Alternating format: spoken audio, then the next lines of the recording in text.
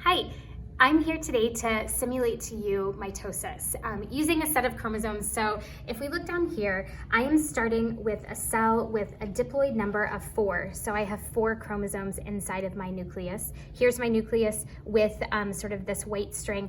Here is my cell membrane out here in the red string. And then these are to represent, you guys know that I'm not very crafty, these are to represent like mitochondria and other organelles, Golgi apparatus and things like that the cell might need.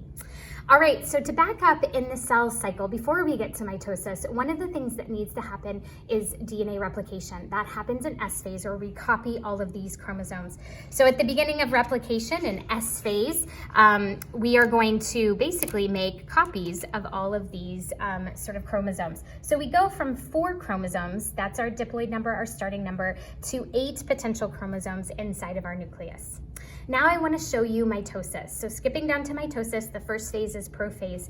In prophase, all of these chromosomes are going to find their identical copies and link at the centromere. So you see how they carry the same sort of genes and the same colors. So each of these like sets will find their sort of partners and they will link. And they should be identical, right? Because we've also checked and proofread our DNA in G1.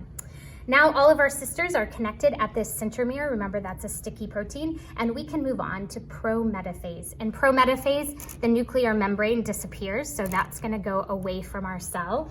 And for right now, I don't have microtubules. My hands are the microtubules. And so imagine that all of these microtubules grow out and one side is going to connect to one half of the sister chromatid. The other microtubule will connect to the other side of the sister. They link around the protein at the middle so that they don't disrupt or mutate any of the DNA.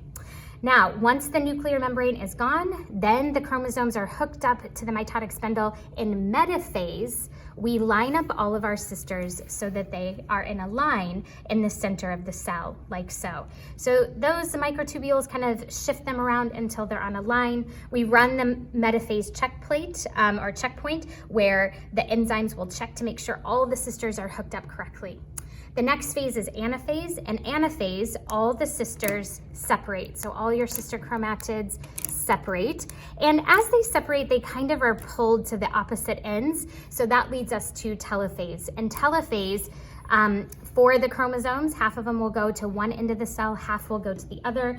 And in telophase, your nuclear membrane is going to return around those chromosomes. Remember, we started with a diploid number of 4. So at the end of telophase, we should have 4 chromosomes that are identical in each of our cells. Finally, cytokinesis is where the cell pinches off. So the rest of the cell contents, like about half of the mitochondria, Golgi apparatus, will go one way and half of it will go the other way. And the cell pinches off to create 2 identical daughter cells. So in mitosis, we start with 1 cell that is diploid, and we end with 2 identical diploid daughter cells. Thanks for watching this simulation, and I will see you next time.